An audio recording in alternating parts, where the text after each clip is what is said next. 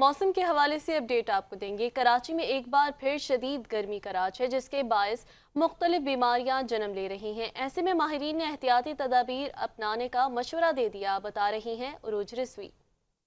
कराची का मौसम हुआ गर्म, सूरज भी आया सवा नेज़े पर। दर्जे हरारत बढ़ने से बीमारियों ने भी एंट्री ले ली। टाइफाइड और डायरिया जैसी बीमारियां फैलने लगी, जो शहरियों के लिए खतरे की घंटी बजा रही है। शहर के मुख्तलिफ अस्पतालों में टाइफाइड और डायरिया के मरीजों की तादाद में नुमाया इजाफा। माहिरीन ने मशवरा दिया कि एहतियाती तदबीर अपनाएं और सब्जियों का इस्तेमाल ज्यादा करें, मसालेदार चीजों से परहेज करें। एकदम से गर्मी की शिद्दत में इजाफा हुआ है, जिसकी वजह से जब काफ़ी बीमारियां जो हैं वो बढ़ रही हैं। गर्मी से बचा जाए, ख़ास तौर पे जो 12 से 4 का टाइम है, कोशिश करें कि अपनी ग़िज़ा को लाइट ग़िज़ा पे मबनी रखें, जिसमें प्रॉपर सब्जियां हों।